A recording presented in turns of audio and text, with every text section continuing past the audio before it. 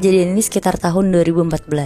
Ada seorang perempuan, kita sebut aja namanya Mela. Mela umur 21 tahun dan baru dapat kerja jadi anak magang di kantor itu.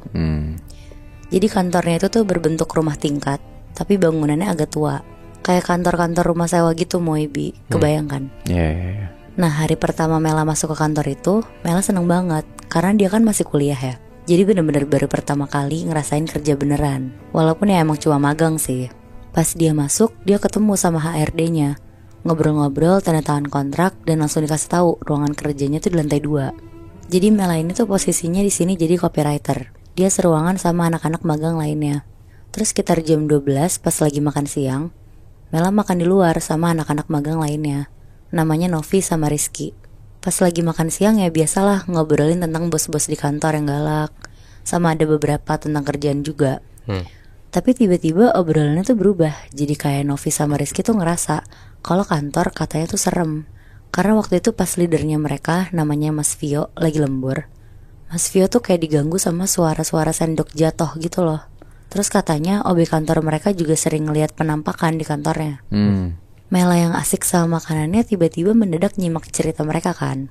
Terus Mela tuh bilang, demi apa kok serem banget. Tapi ya sebenarnya Novi sama Rizky juga gak percaya-percaya banget. Karena kan bukan mereka yang ngalamin kan. Akhirnya mereka balik lagi ke kantor. Terus lanjut kerja sampai jam 6 sore. Pas udah mau pulang, sebelum beresin tas, Mela bilang ke Novi sama Rizky kalau dia tuh mau ke toilet. Pas udah di depan toilet lantai 2, ternyata ada orangnya. Karena Mela juga udah kebelet banget, akhirnya dia tuh lari ke bawah, ke arah pantry. Jadi kalau ke bawah ke lantai 1 tuh pas turun tangga langsung belok kiri. Nah di bawah tangga persis tuh ada toilet. Dan kebetulan di bawah itu tuh udah gak ada orang sama sekali. Dan lampunya tuh udah mati. Jadi dengan perasaan takutnya si Mela ini, dia tuh gak beraniin diri buat ke toilet ya. Nah jadinya di bawah tangga itu tuh ada 2 pintu, hadap-hadapan. Karena gak ada sign toiletnya, jadinya dengan buru-buru Mela tuh coba buka dua-duanya. Pas Mela ngetok-ngetok dan buka gagang pintu ruangan yang satu, di situ Mela kaget banget. Karena tiba-tiba Mela dengar suara ketokan pintu dari dalam. Terus di situ Mela bilang, sorry. Karena di situ dia mikir ada orang kan di dalamnya. Tapi ini posisinya si Mela belum buka pintunya? Belum, baru ngetok-ngetok Mela. Terus mau buka gagang pintunya Moy. Akhirnya dia tuh buka pintu yang satunya kan yang di seberangnya. Pas dia ketok terus buka, kebuka nih, bener itu toilet. Akhirnya Mela buang air kecil. Abis itu dia langsung naik ke atas buat siap-siap pulang. Terus Mela bilang ke Novi sama Rizky, toilet lantai 1 tuh ada 2 ya, seberang-seberangan. Novi sama Rizky tuh bingung dengernya. Terus bilang ke Mela, cuma 1 Mel. Soalnya tadi pas gue ketok pintu yang 1 tuh ada yang ngetok balik dari dalam. Ngedenger itu Novi sama Rizky tuh malah nakut-nakutin Mela. Terus bilang, ayo siapa tuh? Jangan-jangan penunggu kantor ini. Mana lagi maghrib Mel. Tapi udahlah gak usah dipikirin, perasaan lo aja paling. Akhirnya Mela gak mau mikirin itu kan. Karena ya dia mikir juga, mungkin dia salah denger kan. Akhirnya mereka bertiga pulang sendiri-sendiri ke rumah. Besok paginya Mela tuh mau datang ke kantor lebih pagi. Karena rumahnya dia tuh kan di Bekasi.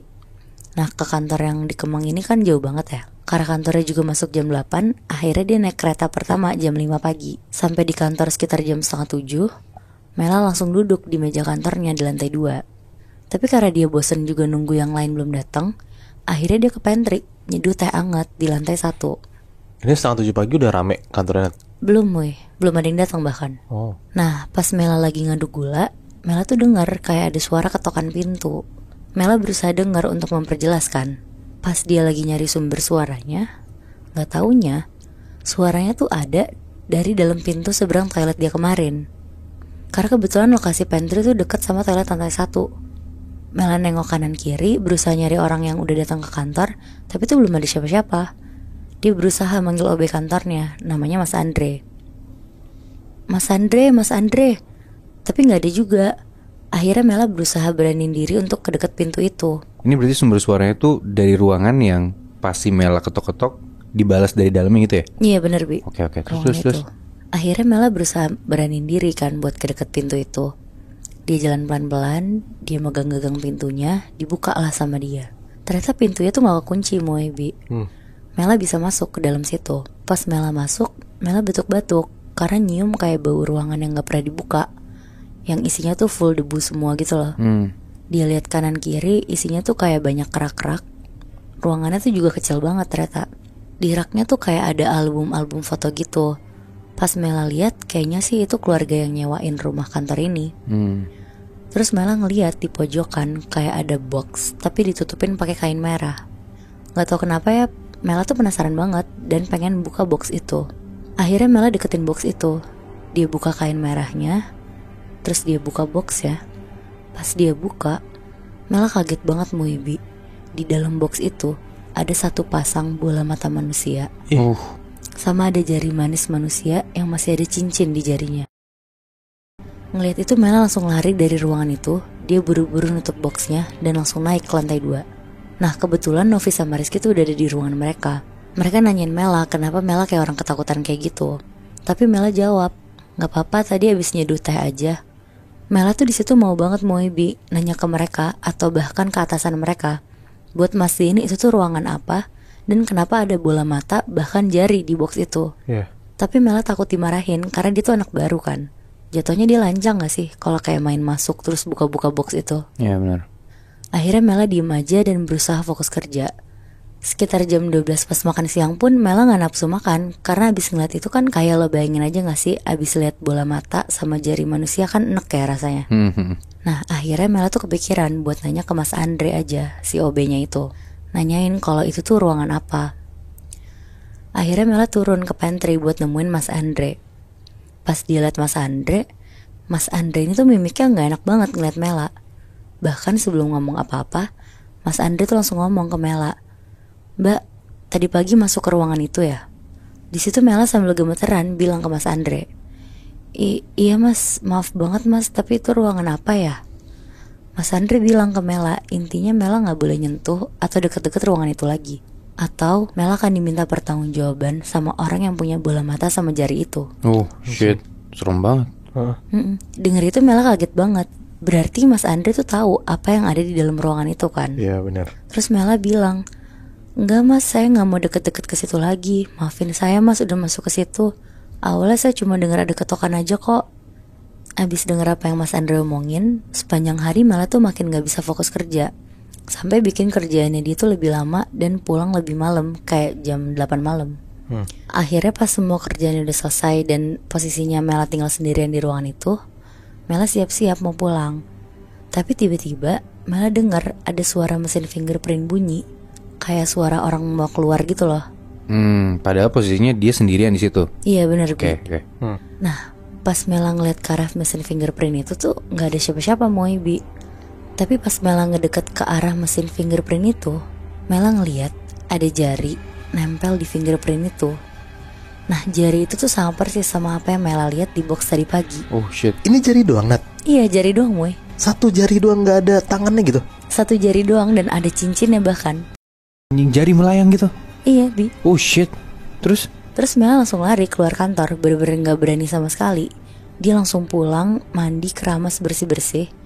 Nah pas Mela tidur, Mela tuh mimpi Moibi. Kayak lo tau kan kalau mimpi tuh cuma cuplikan-cuplikan doang. Kayak ada perempuan ngeliatin dia senyum-senyum. Terus pas mimpinya berubah lagi, Mela tuh ngeliat kayak ada jendela di depan dia. Dan pas dia lihat ke jendela itu, Mela tuh ngeliat di dalamnya tuh kantornya ternyata. Dan ada perempuan kayak jatuh dari tangga dan udah banyak darahnya di lantai. Pas Mela bangun juga Mela masih bingung sama maksud dari mimpi ini. Akhirnya Mela siap-siap ke kantor dan sesampainya dia di kantor, dia langsung nyari Mas Andre. Dia ceritain apa yang dia lihat semalam dan dia hubung-hubungin sama mimpi dia semalam. Pas denger cerita Mela, Mas Andre balik cerita ke Mela. Ternyata ruangan ini tuh gak pernah dibuka sama siapapun yang mau nyewa rumah ini. Karena sebenarnya pemilik rumah ini tuh udah wanti-wanti untuk gak ngebolehin siapapun buka ruangan ini. Jadi Mas Andre dulu diceritain sama pemilik rumah ini. Katanya rumah ini tuh rumah dia dan istrinya.